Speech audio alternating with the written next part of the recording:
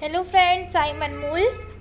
Friends, आप लोगों को जैसे कि पता होगा अभी वैकेंसी आई हुई है सिविल जज एमपी जुडिशरी की बहुत सारी सिविल सर्विसेज की बहुत सारी वैकेंसी आई हुई हैं और लगातार वैकेंसी एवरी ईयर आती रहती हैं। किसी भी ईयर ऐसा नहीं होता है कि जो है वैकेंसी नहीं आए। तो आपके पास बहुत अच्छे ऑप्शन हैं कि आप अपना बेहतर करियर इस फील्ड में बना सकते हैं। एंड जो बच्चे अपनी तैयारी कर रहे हैं वो कैसे बहुत कम टाइम में और जो आपके सामने वैकेंसी है इसी वैकेंसी में अपनी पोस्ट कंफर्म कर लें। सो फ्रेंड्स, के लिए सबसे ज़्यादा ज़रूरी होता है कि आप बहुत अच्छी तैयारी करें। तो बहुत अच्छी तैयारी होगी कैसे? क्योंकि स्टूडेंट से सभी यही कहते हैं कि हर एक चीज़ में बहुत अच्छी तैयारी करो तुम्हारा होगा, बट वो अच्छी तैयारी क्या है?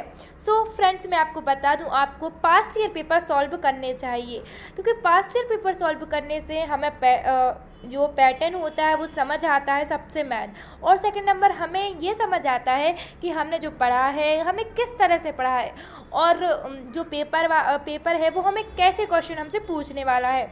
सो हमें अपना स्टैंडर्ड भी मालूम होता है और पेपर का स्टैंडर्ड भी मालूम होता है, तो हम दोनों को अच्छी तरह से समझ जाते हैं। क्योंकि बहुत सारे स्टूडेंट्स वो हैं जो ये कहते हैं कि फर्स्ट बार वो एग्ज़ाम बस इसीलिए दे रहे हैं कि वो देखना चाहते हैं कि एग्ज़ाम का पैटर्न कैसा होगा, कैसा क्या क्वेश्चन पूछे जाते हैं। तो अब आपको अपनी एक वैकेंसी वेस्ट करने की ज़रूरत नहीं है। आप यहाँ पर ये पेपर देखें। ये पेपर एमपी हाई कोर्ट जो हमारी कंडक्ट कराती है पेपर एग्ज़ाम, एमपी में कौन कंडक्ट कराता है? तो वो एमपी हाई कोर्ट करवाती है, यानी कि मध्य प्रदेश हाई कोर्ट, उच्चतम न्यायालय। ओके, तो उसके द्वारा ये गवर्नमेंट पेपर जो करवाती है वो ऑफिशियली पेपर है, ना कि ये मॉडल पेपर है। मैं आपको पहले ही बता दूं, तो आप यहाँ से अपना पेपर सॉल्व कीजिए। ये पेपर अनसॉल्व इसीलिए हम आपको बता रहे हैं क्योंकि हम सॉल्व करके बता देंगे तो आपको अपना जो आप जानना चाहते थे पेपर के बारे में वो समझ नहीं आएगा। तो आप इस पेपर को ये सोचें, माने कि आपका वहाँ पेपर दे रहे हैं और आप पेपर सॉल्व कर रहे हैं। इस तरह से आप टाइमिंग का ध्यान रखें, क्वेश्चन ध्यान दें और अपना पेपर स्टार्ट कर दें सॉल्व करना। इससे आपको बहुत सारे फ़ायदे हैं, तो मैंने आपको फ़ायदे भी बता दिए। अब आपको पेपर सॉल्व करना है। अब मैं आपको बता दूं ये पेपर किस सब्जेक्ट का है। तो फ्रेंड्स, ये एमपी जुडिशियली सर्विस सिविल जज मेंस एग्जामिनेशन 2019 है। आपके मेंस में 4 पेपर होते हैं, जिनमें से सबसे पहला पेपर आपका ये है। मैं आपको बता दूं, यदि आप एमपी सिविल जज के बारे में कुछ भी जानना चाहते हैं, सिलेबस जानना चाहते हैं, एग्ज़ाम कैसे होते हैं, प्री जानना चाहते हैं, तो सारी इन्फॉर्मेशन आपको हमारे द्वारा दी जाएगी। बट आप जो भी जानना चाहते हैं आप हमें कमेंट बॉक्स में ज़रूर बताएं, उसी टॉपिक पर हम आपको वीडियो लाएंगे।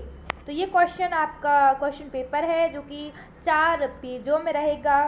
कुल प्रश्नों की संख्या आपकी 12 रहेगी और 12 ही क्वेश्चन आपको सॉल्व करने हैं। इसमें कोई अथवा का सिस्टम नहीं होता है। एंड आपका जो पेपर की हम बात करें मीडियम की, तो हिंदी और इंग्लिश दोनों मीडियम में रहेगा। हम टाइमिंग की बात करें तो 3 घंटे आपको टाइम दिया जाएगा। 100 नंबर का ये पेपर रहेगा। और मेन बात, इस पेपर का नाम है संविधान, व्यवहार, विधि एवं प्रक्रिया। ओके, प्रश्न पत्र प्रथम यानी फर्स्ट क्वेश्चन पेपर, आपको ये निर्देश दिए गए हैं। निर्देश आपको पढ़ने हैं। निर्देश क्या है? सभी प्रश्न अनिवार्य हैं, यानी आपको सभी क्वेश्चन जो है वो सॉल्व करने हैं, अथवा का सिस्टम नहीं है। मैं पहले आपको बता दूं, सभी प्रश्नों के उत्तर हिंदी अथवा इंग्लिश एक भाषा में देने हैं। ऐसा नहीं करना है कि आपको जहाँ इंग्लिश बेस्ट बन रही है वहाँ इंग्लिश कर रहा हो, जहाँ हिंदी बेस्ट बन रही है उस क्वेश्चन में हिंदी लिखा हो। ऐसा नहीं करना है। आप जिस मीडियम के स्टूडेंट हैं और आपको जो बेहतरीन, आप जिसमें बेहतर पेपर दे सकते हैं उस मीडियम में आपको पेपर देना है। यदि आप हिंदी मीडियम स्टूडेंट हैं तो आप हिंदी में ज़्यादा बेटर लिख पाएंगे, तो आप हिंदी में पेपर दें। यदि आप इंग्लिश मीडियम से हैं और आप इंग्लिश में ज़्यादा अच्छा बेहतर से बेहतर दे पाएंगे तो आप इंग्लिश में पेपर दें। क्योंकि फ्रेंड्स, ये बच्चे, बहुत सारे बच्चे हमारे स्टेट के नहीं अदर स्टेट के भी यहाँ पेपर देते हैं और आपका कंपटीशन बहुत ज़्यादा हाई होता है। आप ही अकेले ऐसे बच्चे नहीं हैं जो पेपर दे रहे हैं, आपके साथ कई कंपटीशन में होते हैं। तो आपको ये देखना है कि आप कितना बेस्ट दे पाते हो और कौन सी रैंक लेकर आते हो। ओके, देखो, यदि किसी प्रश्न के हिंदी और अंग्रेजी पाठ के बीच कोई संदिग्धता है तो अंग्रेजी पाठ मान्य होगा।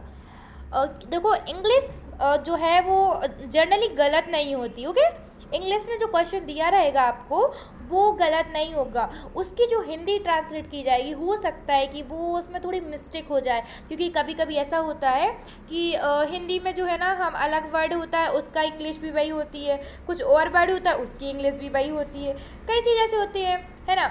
अब फॉर एग्जांपल हम बोलते हैं बेड, तो बेड की तो बुरा भी होता है और बेड सोने वाला भी होता है, तो इस तरह से थोड़ी सी मिस्टेक हो जाती है। तो यदि इंग्लिश को हिंदी में ट्रांसलेट किया गया है और कोई प्रॉब्लम है तो आप इंग्लिश में पढ़कर आंसर देख सकते हैं, कोई प्रॉब्लम नहीं है।